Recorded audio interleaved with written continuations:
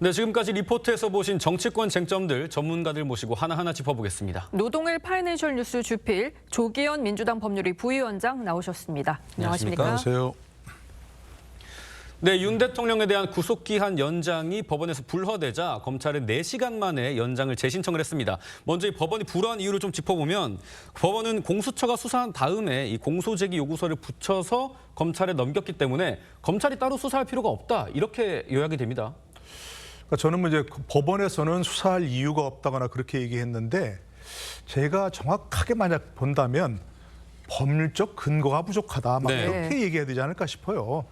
수사할 이유나 필요성은 충분하죠. 왜냐하면 공수처에서 뭔 수사가 됐겠습니까? 다 수사를 응하지 않았잖아, 아예. 네. 그러니까 수사를 보완 수사를 해서 기소를 하든 뭐 아니면 불구속 기소하든 기속 기소하든 뭐 아니면 석방하든 그런 결정을 해야 하는데 사실 무슨 근거가 있어가지고 그런 결정을 하겠습니까, 네. 검찰이. 그러니까 검사는 수사할 필요성이 있다고 보여지는데 여러 차례 밝힌 것처럼 공수처법 26조에 보면 공수처 검사가 수사해서 이제 검찰에 넘기면 검찰은 그 공소제기 여부를 판단해서 신속하게 공수처장에게 통보해야 한다 그랬거든요. 네. 그렇습니다. 그러니까 거기 구속기한 연장이라든지 보완 수사 필요성이라든지 보완 수사할 근거라든지 이런 근거가 부족한 거죠. 법률적 근거가. 아마 정확히 얘기하면 그런 면에서 검찰이 구속기간을 한 번 더 연장해서 그렇게 수사할 수 있는 근거가 부족하다.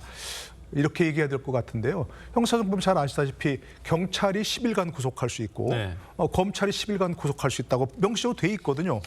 그런데 지금 이 공수처법이나 이런 거 보면 공수처가 수사하고 검찰이 기소할 때 얼마나 더 기간을 연장할 수 있는지 이런 법적 근거가 부족합니다. 그러니까 그 수사 중에서도 특히 구속 수사는 인권 침해 소지가 크기 때문에 엄격하게 법률에 근거가 있어야 하는데 네. 법적 근거가 없지 않느냐. 이게 혹시 법원에서 바라보는 그런 정확한 이유가 아닐까 싶습니다. 윤 대통령 측에서는 공수처 수사가 불법이라고 지적하면서도 검찰 수사엔 협조할 뜻을 보이기도 했는데요. 최근 윤 대통령 측 변호인의 입장 들어보겠습니다.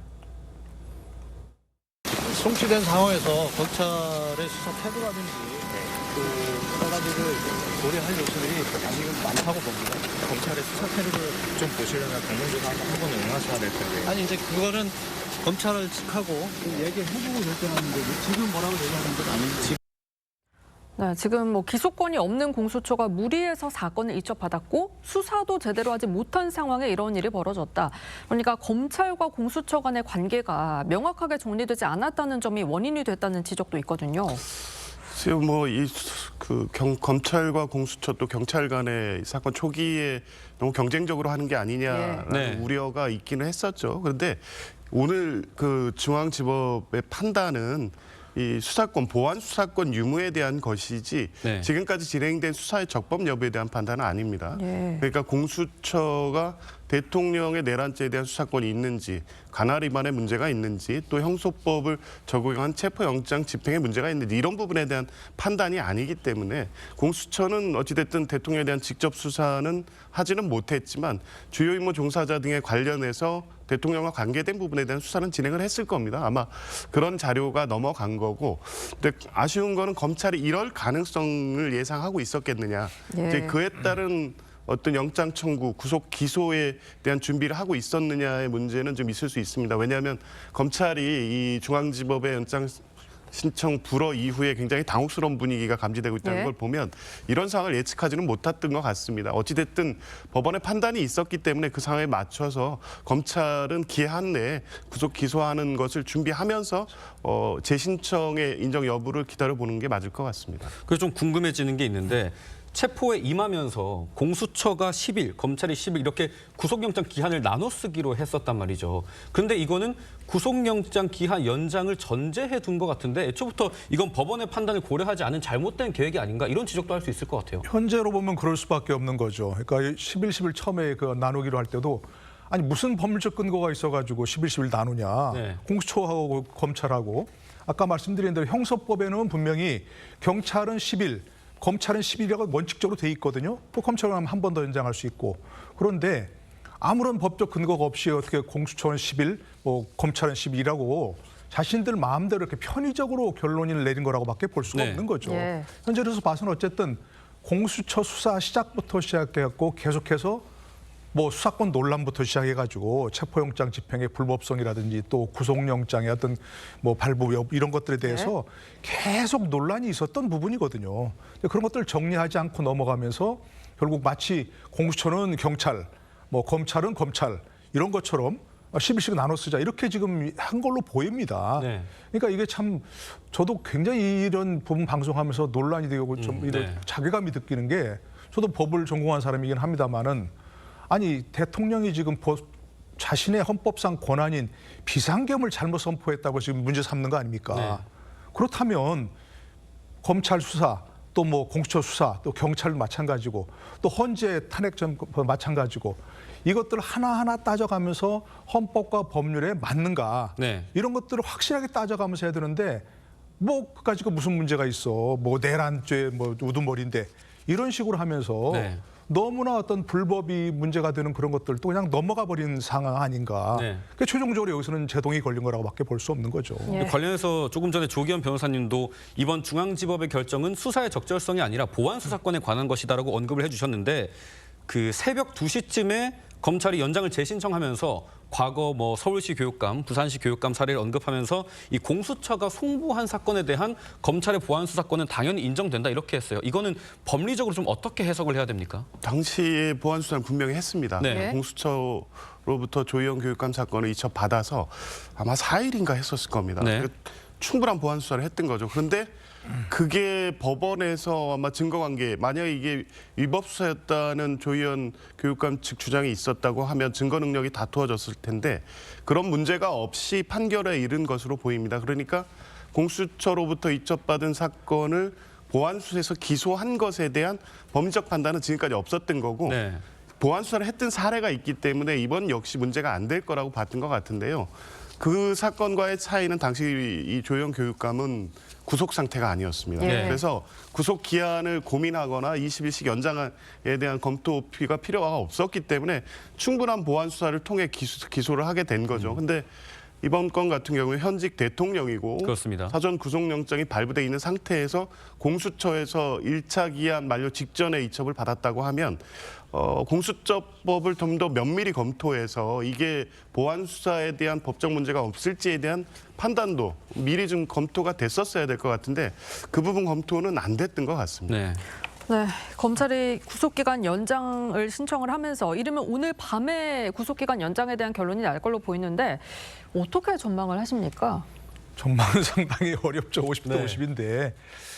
좀 전에 얘기한 저 조희연 교육감, 김석 교육관인가요? 예. 서울 부산 두 교육감 예. 사례를 보면 잘 말씀하셨지만 당시에는 검찰의 보안 수사권 여부가 쟁점이 안 됐었어요. 네. 그거에 대해서 법적으로 명확하게 따지지 않았고 그런 게 왜 그러냐면 당시에는 내란죄가 문제된 상황이 아니었고 그렇게 심각하게 검찰이 수사권을 할 수 있느냐 없느냐를 따질 그런 상황이 아니었고 두 번째는 두 분 다 불구속 기소였습니다. 예. 네. 불구속으로 통치하니까 뭐 구속기한 연장 자체가 문제될 상황이 아니었거든요. 네. 그런 점에서 이제 검찰에 구속기한 연장이라고 신청을 했으니까 이걸 법원에서 어떻게 판정하느냐 그게 이제 중요한 이번에 쟁점이 된 것이고 두 번째 글쎄 뭐 이제 검찰의 뭐 법원에 아마도 이제 법원에서 바로 어젯밤에 새벽에 구속기한 연장 불허한다 예. 이런 결정이 네. 났는데 또 같은 중앙지법의 판사가 아니야 나는 연장할 거야 이런 판단은 어렵지 않겠어요. 네. 솔직히 말해서 그냥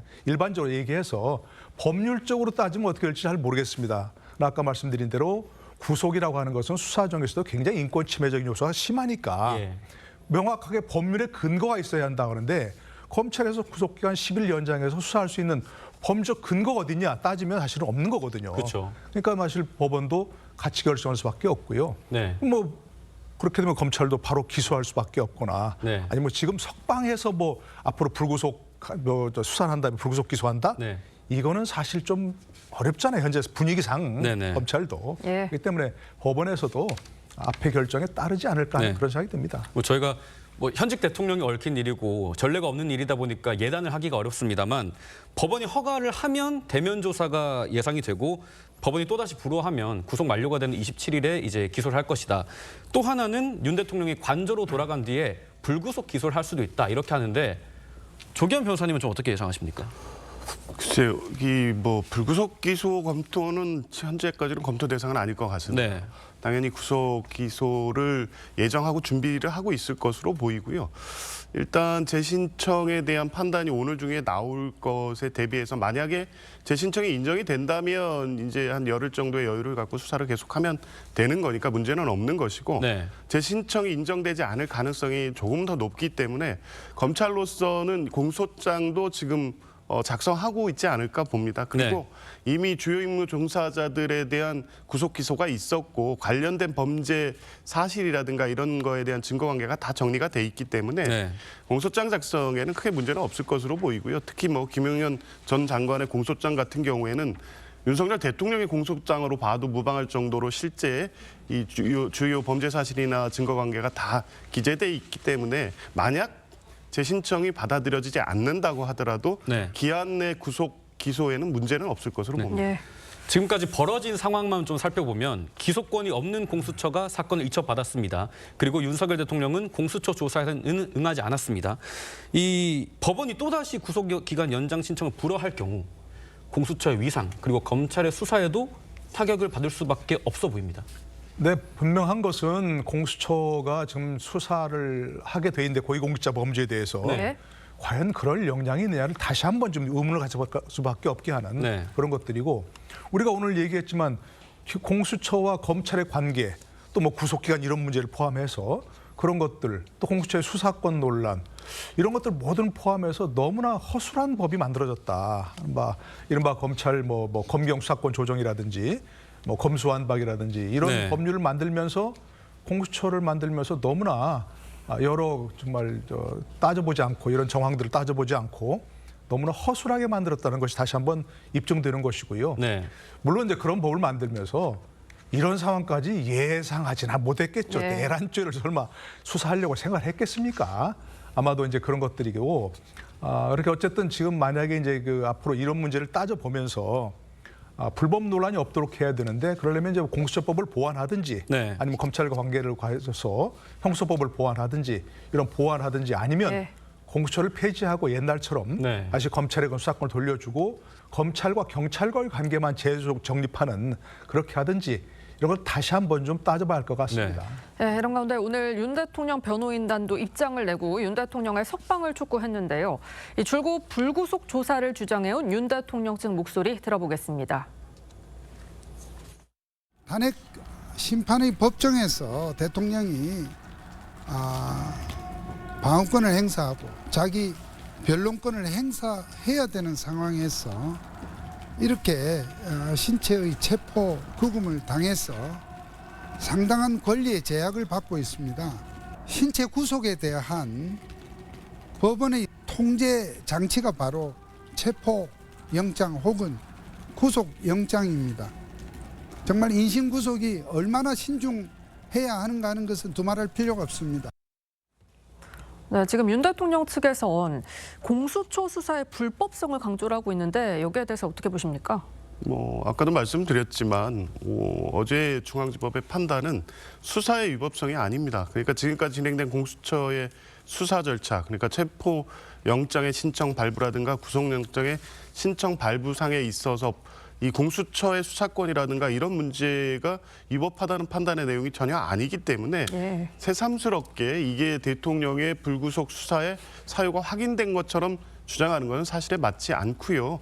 구속영장 발부 때 이 영장 판사가 밝혔던 것처럼 증거인멸의 우려는 여전합니다. 이 엊그저께 헌법재판소에 출석해서 김용현 전 장관과 대통령 간의 어떤 일종의 말맞추기 하는 방식의 어떤 진술이나 증언 과정을 보면 실제 만약에 불구속 상태에서 재판을 받을 경우에 예. 관련자들이나 주요 임무 종사자들 또 네. 아직 수사 중인 어떤 공범들에 대한 진술을 오염시킬 가능성이라든가 물적 증거 훼손의 가능성도 충분히 있기 때문에 네. 구속의 사유가 해소되지 않았습니다. 그래서 저건 뭐 대통령 측은 저런 주장은 할 수는 있지만 근거는 뭐 없는 주장이라고 봅니다. 이런 상황에서 윤석열 대통령 설날이 오니까 국민 여러분 생각이 많이 납니다. 이렇게 옥중 설 메시지를 냈습니다. 설 연휴가 본격적으로 시작됐는데 대통령 이런 메시지 민심에는 좀 어떻게 다가올 거라고 보십니까? 그래서 뭐 꼭 설 민심뿐만이 아니라 지금까지 사실은 그 처음에 뭐 이런 비상계엄 사태가 벌어지기 전에, 벌어지기 전 또 네. 벌어진 직후에 이 대통령 지지율도 그렇고 국민의힘 지지율도 그렇고 뭐 굉장히 떨어지고 있지 않습니까? 근데 지금 같은 상황을 보면, 지금까지 상황을 보면 뭐 정확하게 수치를 말씀드릴 수는 없지만 네. 많이 바뀌고 있는 그런 상황입니다. 그런 네. 것들이 수사 탄핵 과정에서 여러 문제점들뿐만이 아니고 윤석열 대통령의 어떤 비상계엄을 할 수밖에 없는 그런 심정적으로는 이해한다. 그것이 뭐 네. 명분이 충분하다는 얘기가 아니고요. 심정적으로. 예, 심정적으로 답답했겠다 하는 그런 생각이 네. 들었고 그런 여론전이 효과를 많이 봤다고 생각합니다. 네. 그렇기 때문에 이번 그런 메시지 같은 경우도 그런 뭐 어떤 장외 여론전이랄까요?